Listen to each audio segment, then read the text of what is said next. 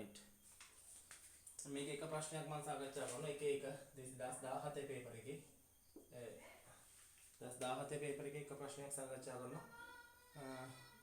Management බලන්න manage කරනවා කියන එක දැන් මේ වගේ ප්‍රශ්න අපි ගොඩාක් කරලා තියෙනවා. මැනේජ් එකෙන් හැදෙන වචනයක් මැනේජ්මන්ට්, ඊළඟට හැදෙනවා මැනේජරල්, ඊළඟට මැනේජින්, ඊළඟට හැදෙනවා මැනේජර් කියලා වචනයක්, ඊළඟට මැනේජ් කියලා අපි දන්න ඔය පළවෙනි වචනේ හැදෙනවා. හරි. ඒතර මේ වචන සෙට් එක තමයි මෙතනින් හැදෙන්නේ. මැනේජ් කර ගන්නවා කියලා කියන්නේ නිකන් ඔබට කළමනාකරණය කර ගන්නවා කියන අදහස. මැනේජ් කරනවා. I can manage this. මට මැනේජ් කර ගන්න පුළුවන්. මැනේජ්මන්ට් එක කියලා කියන්නේ කළමනාකාරීත්වය. මැනේජ්මන්ට් කියන්නේ කළමනාකරණය කියන එක. කළමනාකරණය කියන එකට තියෙන මැනේජ්මන්ට් ඩිග්‍රී එක. It's a management degree. මේගොල්ලන්ගේ මැනේජ්මන්ට් එක හොඳයි. අපිට කළමනාකරණය හොඳයි. කළමනාකාරීත්වය හොඳයි. මැනේජ්මන්ට් එක. මැනේජ්මන්ට් එක කියලා කියන්නේ අපි කළමනාකාරීත්වය කළමනාකරණය කියන එක. මැනේජරියල් කියලා කියන්නේ මම කළමනාකරණ සුළු කළමනාකරණය කරන කල හැකි කළමනාකරණය කරන සුළු කියන එක. මේක ඇඩ්ජෙක්ටිව් එකක්, මේක verb එකක්, මේක ක්‍රියාපදයක්. මැනේජ්මන්ට් කියන එක ඇබ්ස්ට්‍රැක්ට් නවුන් එකක්, ගුණ නාම පදයක්. මේක මැනේජරියල් කියන එක ඇඩ්ජෙක්ටිව් එකක්, මේක නාම විශේෂණ පදයක්. මැනේජරියල් කියලා කියන්නේ ඒ කියන්නේ මේ මොන හරි කළමනාකරණය කරන සුළු කියන එක. මැනේජින් කියලා කියන්නේ මැනේජ් කියන එක ing එක. මේක ඇඩ්ජෙක්ටිව් එකක් වෙන්න පුළුවන්, ing ක්‍රියාපදයක් වෙන්න පුළුවන්. I am managing වගේ. නැත්නම් මැනේජින් ඩිරෙක්ටර් MD කියලා අපි සම්මත පෝස්ට් එකක් තියෙනවා නිකන්. දැන් හොටෙල් එකේ MD කියලා අපි කියන්නේ මැනේජින් ඩිරෙක්ටර්. මොකද ඒ කියන්නේ කළමනාකරණ අධ්‍යක්ෂකයා. මැනේජින් ඩිරෙක්ටර් MG කියලා. ඒතර මැනේජින් කියලා කියන්නේ සාමාන්‍යව ගන්න පුළුවන් මැනේජ් කර ගන්නා සුළු කියන අදහසින්. ඒ කියන්නේ මැනේජින් කියන්නේ ඇඩ්ජෙක්ටිව් එකක් විතරක් පාවිච්චි කරන්න පුළුවන්. මැනේජින් ඩිරෙක්ටර් වගේ වේද ඇඩ්ජෙක්ටිව් එකක්.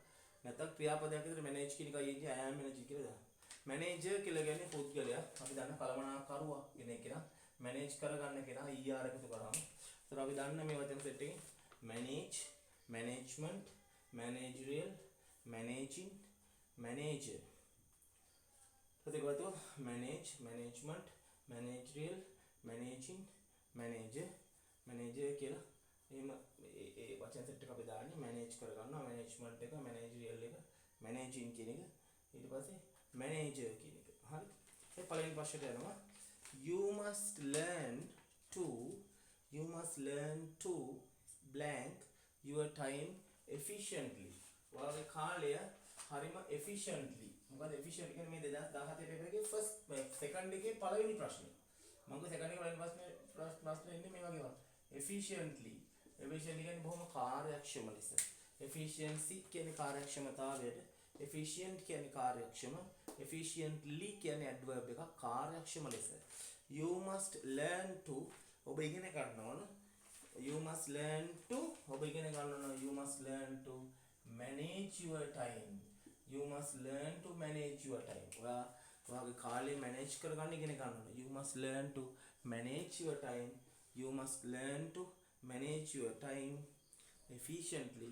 ඔයාගේ කාලය මැනේජ් කරගන්න ඉගෙන ගන්න ඕන efficiently. බොහොම කාර්යක්ෂම ලෙස කාලය කළමනාකරණය කරගන්න ඔයා ඉගෙන ගන්න ඕන. You must learn to manage your time efficiently. බොහොම කාර්යක්ෂම ලෙස කාලය කළමනාකරණය කරගන්න ඔයා ඉගෙන ගන්න ඕන. ඊළඟට අපිට the hotel is under a new මේ hotel එක දැන් තියෙන්නේ the hotel is under a new අලුත් කළමනාකරණයක් තියෙන්නේ. The hotel is under a new management. The hotel is under a new management. මේ hotel එක තියෙන්නේ under a new management. අලුත් කළමනාකරණයක්, අලුත් කළමනාකරණිකයක් යටතේ තමයි මේ hotel එක තියෙන්නේ. The hotel is under a new management. අලුත් management එකක් යටතේ තමයි මේ hotel එක තියෙන්නේ. The hotel is under a new management.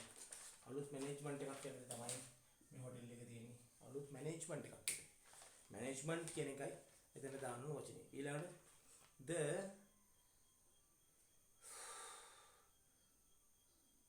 blank of the company මේ වගාති පටන් ගන්නෙම blank එකකින් the of the company is Mr. Pereira. Mr. S Pereira කෙනෙක් කෙනා තමයි මේ පුද්ගලයෙක් ගැන කියන්නේ. එහෙනම් මේ company එකේ කවුද? The manager of this company. The manager of this company is Mr. S Pereira. The manager of this company is Mr. S Pereira. The manager of this company is Mr. S Pereira.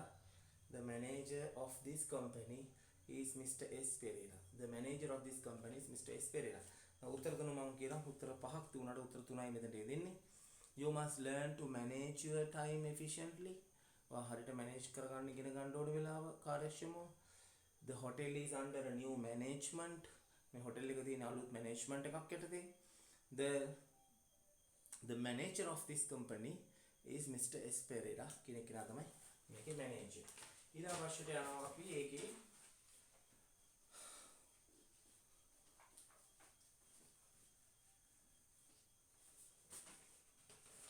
එකක් participatory කියන එක මේකේ පළවෙනි වචනේ තියෙන්නේ participatory. ඊට පස්සේ participant කියලා වචනයක් තියෙනවා. ඊළඟට අපි දාන්න අපේ හුරු පුරුදු participate තියෙනවා. අපි දන්න වචනේ. ඒක ඒ ටික මැද හරිය තියෙන්නේ. participative කියලා වචනයක් තියෙනවා. ඊට පස්සේ අන්තිමට participation කියලා වචනයක් තියෙනවා. අපි ගත්තොත් මේ participatory. දැන් අපි මෙතනින්ම පටන් ගන්න අපි දන්න තැනින් නොදන්න තැනට යමු. participate කියන්නේ කෙලින්ම verb එකක්. ආයි මෙන්න මුකුත් නෑ. participate කියන්නේ verb එක ක්‍රියාපදයක්. සහභාගී වෙනවා. මේකේ past tense එක participated, past participle එක participated, ed වලදී d විතරයි දාන්නේ.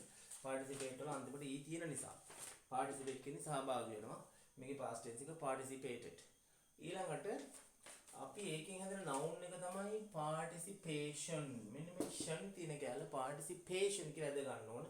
දැන් introduction කියලා වගේ එතනම invitation කියලා අද ගන්නවා. invitation වගේ කියන්න බෑනේ invitation කියලා අද ගන්නවා. introduction කියලා අද ගන්න. ඒ වගේ participate කියවම p එක ඇත ඇදෙනවා participation කියලා අද ගන්නවා. participation කියන්නේ සහභාගීත්වය. සහභාගීත්වය කියන එක participation ඒක කෙලින්ම abstract noun එකක්. ගුණ නාම පදයක්. participation කියන එක. අපි ගත්තොත් participant කියන්නේ සහභාගී වෙනවා. participation කියලා කියන්නේ සහභාගීත්වය. participation එක අපේ ඒගොල්ලන්ගේ සහභාගීත්වය හොඳයි. your participation කියන්නේ abstract noun එකක්.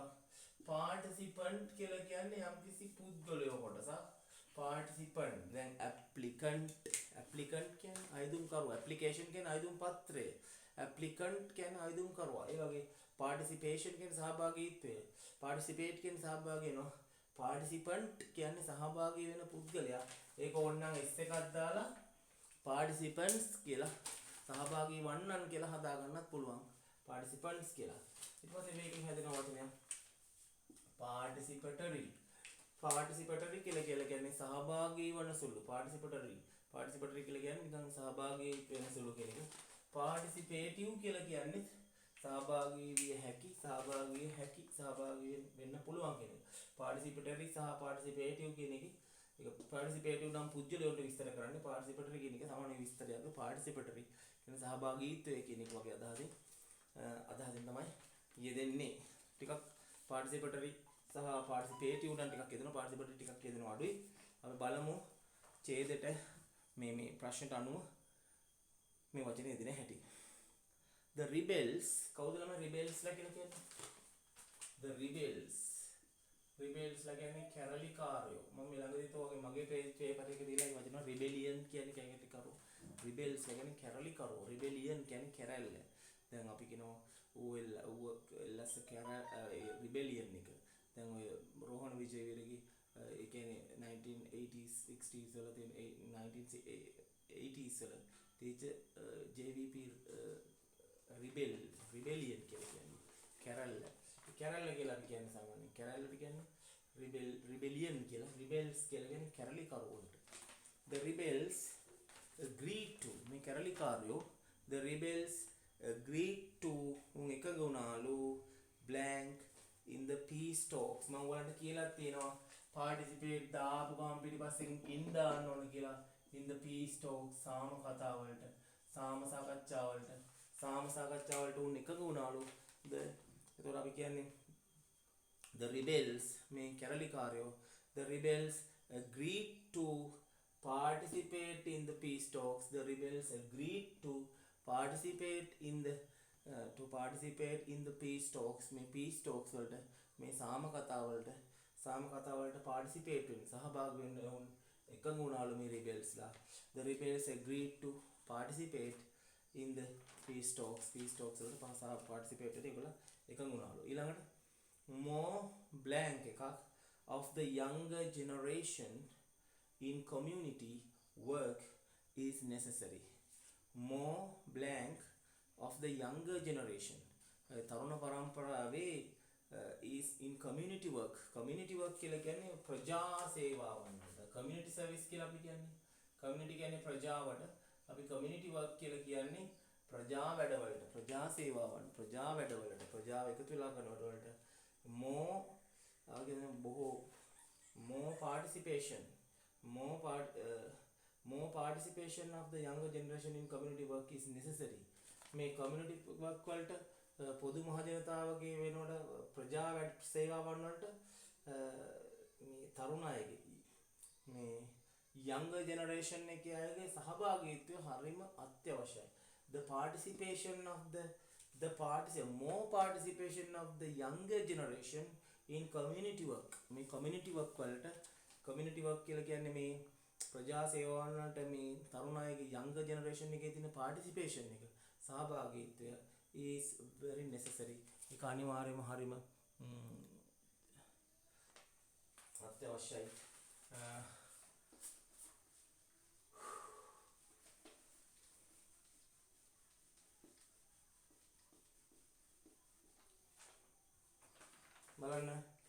The rebels agreed to participate in the peace talks. More participation of the younger generation in community work is necessary. Antimeka Ruan is an active Ruan කියලා කියන්නේ බොහොම ක්‍රියාශීලී Ruan is an active participant කෙනෙක්. Ruan is an පුජ්‍යලයක් පංගිමේ සහභාගී වන්නෙක් නරඹන්නෙක් වගේ. Ruan is an active participant. ඉතාම ක්‍රියාශීලී participant කෙනෙක් in the science association. මේ විද්‍යා සංගමේ active participant කෙනෙක් තමයි මේ Ruan කියන එක්කෙනා. අපි ඊළඟ වචන සෙට් එකට යනවා.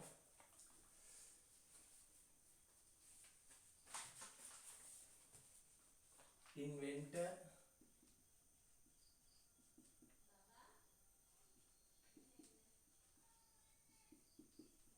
invention inventive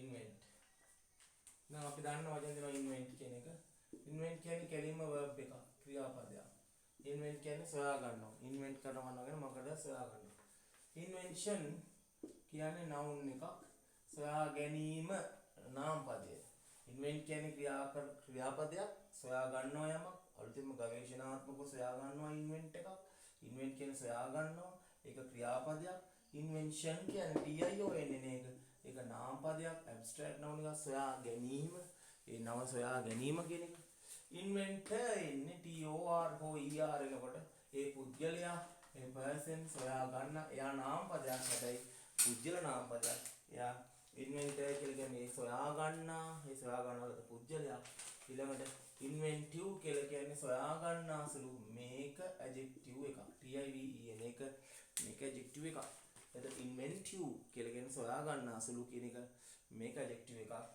invention කියන්නේ සොයා ගැනීම invent කියන්නේ සොයා ගන්නවා inventor කියන්නේ සොයා ගන්නා ලද පුද්ගලයා අපි බලමු මේ තුන්වෙනි ප්‍රශ්නේ global communication ඒ කියන්නේ ගෝලීය සංනිවේදනය කියන එක global කියලා කියන්නේ නිතරම globe කියලා කියන්නේ ගෝලයට සාමාන්‍ය ලෝක ගෝලයට globe කියලා කියන්නේ universe කියන එකට universe කියලා කියනකොට අපි මේකෙන් globe වලින් ගෝලීය කියලා ගන්නකොට global කියලා හදා ගන්නවා දැන් voice වලින් vocal කියලා එකක් හදා ගන්නවා instrumental කියලා කියන්නේ ඒ වගේ globe වලින් global කියලා එකක් හදාගන්නවා walk වලින් voice වලින් vocal කියලා එකක් හදා ගන්නවා වගේ globe කියන්නේ ගෝලය මහා විශ්වය ගෝලීය global කියන එක දැන් global warming කියලා කියන්නේ ගෝලීය උෂ්ණත්වය global warming කියලා. ඒ වගේ global communication කියලා. ගෝලීය sannivedanaya. The global communication was transformed. ඒක පරිවර්තනය කරා, ඒක converted කරා. Global communication was transformed by the invention of the internet. By the invention of the internet. අන්තර්ජාලයේ සොයා ගැනීමත් සමග global communication කියන එක ගෝලීය sannivedanaya කියන එක සම්පූර්ණයෙන්ම transform වුණා. එකක ඉඳලා වෙනත් එකකට. දැන් උදාහරණයක් විදිහට global communication තිබුණේ ටෙලිෆෝන් සරහා නම් උදාහරණයක් විදිහට ටෙලිෆෝන් තාක්ෂණය after the invention of the internet අන්තර්ජාලයේ සොයා ගැනීමත් ඒක invention එකත් සොයා ගැනීමත් සමග ඒක transform වුණා. Global communication was transformed by the invention of the internet. ඊළඟට he would blank any excuse ඕනම excuse එකක් ඕනම නිදහසට කරුණා to avoid doing homework කරන එක වළක්ව ගන්න. he would invent any excuse. he would පිටිපස්සෙන් ක්‍රියාපදයක් සාමාන්‍යයෙන් දාන්න ඕන. ඒතර would පිටිපස්සෙන් ඉඳන් ක්‍රියාපදයක් විතර තියෙන්නේ invent කියන එක. he would invent සොයාගනී කියලා. he would invent any excuse to avoid doing homework කරන එක avoid කරන වළක්ව ගන්න ඕනම excuse එකක් තෝරගනින් කියලා කියනවා. අවසාන ප්‍රශ්නේ මේ කරන එකේ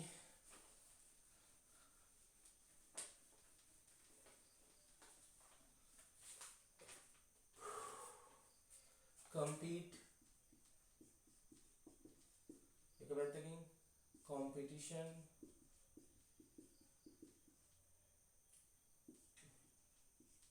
competitor